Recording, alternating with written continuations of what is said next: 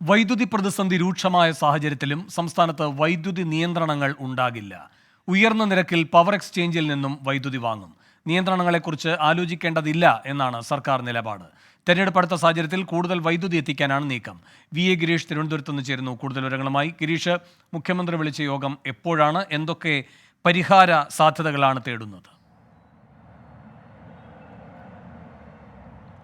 വേണു, ഉച്ചയ്ക്ക് 3 മണിക്കാണ് മുഖ്യമന്ത്രി ഈ യോഗം വിളിച്ചിരിക്കുന്നത്. യോഗത്തിൽ വൈദ്യുതി മന്ത്രി കെ കൃഷ്ണൻകുട്ടി, അതോടൊപ്പം തന്നെ ധനമന്ത്രി, ജലവിഭവ മന്ത്രി തുടങ്ങിയവരും ചീഫ് സെക്രട്ടറി ഉൾപ്പെടെയുള്ള ഉന്നത ഉദ്യോഗസ്ഥരും പങ്കെടുക്കുന്നുണ്ട്. ഏറ്റവും പ്രധാനമായിട്ടുള്ളത് സംസ്ഥാനത്തെ ഈ വൈദ്യുതി പ്രതിസന്ധി എങ്ങനെ തരണം ചെയ്യും എന്നുള്ളതാണ്. കാരണം നേരത്തെ തന്നെ കരാർ പുനഃസ്ഥാപിച്ചെങ്കിലും 3 കമ്പനികൾ ഇതുവരെയും വൈദ്യുതി നൽകാൻ തയ്യാറായിട്ടില്ല. 465 മെഗാവാട്ട് വൈദ്യുതിയുടെ കുറവ് ഇതിലൂടെ ഉണ്ടാകുന്നു എന്നുള്ളതാണ് ബോർഡ് അറിയിച്ചിരിക്കുന്നത്. മാത്രമല്ല, റെഗുലേറ്ററി കമ്മീഷന്റെ നിർദ്ദേശം അനുസരിക്കാത്ത ഈ കമ്പനികളെ കരിമ്പട്ടികയിൽപ്പെടുത്തണമെന്ന് ബോർഡ് ആവശ്യപ്പെടുന്നുണ്ട്. ഏതായാലും തെരഞ്ഞെടുപ്പ് അടുത്തിരിക്കുന്ന ഒരു സാഹചര്യമാണ്. സംസ്ഥാനത്തെ വൈദ്യുതി ഉപയോഗം കുതിച്ചുയരുകയാണെങ്കിലും തൽക്കാലം വൈദ്യുതി നിയന്ത്രണങ്ങൾ വേണ്ട എന്ന് തന്നെയാണ് സംസ്ഥാന സർക്കാർ ഇപ്പോൾ നിലപാടെടുത്തിരിക്കുന്നത്. യോഗത്തിലും ഇക്കാര്യം സർക്കാർ വിശദീകരിക്കും.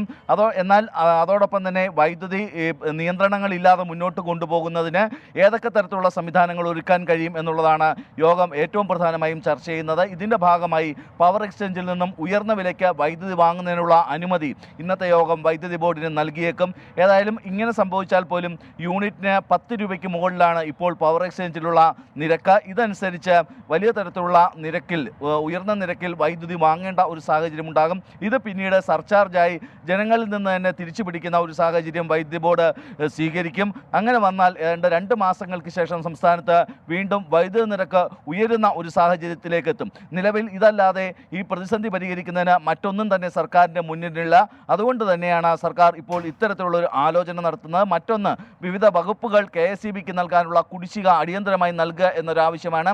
ഇക്കാര്യത്തിലും ഇന്നത്തെ യോഗം തീരുമാനമെടുക്കും. വേണു, ശരി. വൈദ്യുതി പ്രതിസന്ധി ചർച്ച ചെയ്യാൻ മുഖ്യമന്ത്രി വിളിച്ച യോഗം 3 മണിക്ക്. വി എ ഗിരീഷാണ് തിരുവനന്തപുരത്ത് നിന്ന് വിശദാംശങ്ങൾ നൽകിയത്.